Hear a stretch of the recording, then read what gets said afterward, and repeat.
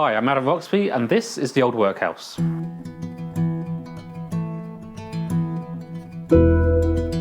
Built between 1783 and 1784, this house would have been home to the poor and the destitute. Back in the days before the welfare state, when they couldn't look after themselves, they would have been sent here to work in exchange for food and shelter. In this particular instance, the work was probably fabric production. This particular workhouse is rather rare in that it was actually commissioned as a workhouse rather than being commandeered for the task. And on this site, we have three main buildings. We have the main workhouse, an outbuilding which was probably used to brew beer, as water in those days was still quite unsafe. And there's also evidence in there of a bread oven. There was a stable for the animals, and as you can see, there's a well. The first job when taking over the old workhouse was to clear out everything left by the former owners, either for the bonfire, the skip, or for recycling. So following that extensive groundwork, we were then left with this blank canvas, a timber frame building with plaster walls with bits of wood in between called lath. No water, no lighting, no electricity.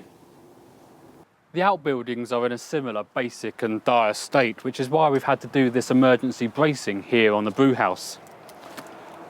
With that job done, the other thing we had to do was create a rudimentary 3D model, which not only helped us visualise what we've currently got, which is required by the local council, but also helps us visualise what we want to achieve with the workhouse.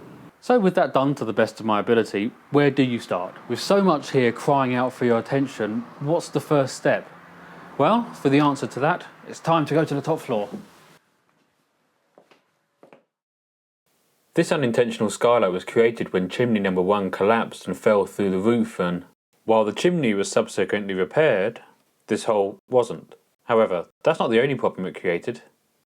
This caused a literal split in the fabric of the building and created that gap in the floorboards you can see. This could have been an urgent and catastrophic problem, so we contacted a master carpenter who came along and bolstered the floor, as you can see here. Previous attempts have been made to try and squeeze the building back together, but we're confident that by bracing it and stopping it from getting any worse, we've actually solved the problem. So that's the first bit of work done on the old workhouse. Subsequently, we had a bit of the stable roof repaired and we've cleared away a lot of the foliage, but the first major problem is going to be addressing that hole in the roof. But that's a story for another day. However, we don't want to get ahead of ourselves, so the next episode of the old workhouse is going to be all about workhouses, what they were and why they were built, so we hope you can join us for that. Thanks for watching this episode of the old workhouse. If you've enjoyed it, please consider becoming a supporter on Patreon. You can subscribe on YouTube, follow us on Twitter at The Old Workhouse, or visit theoldworkhouse.tv. Or if you want, you can just email me directly, governor@theoldworkhouse.tv.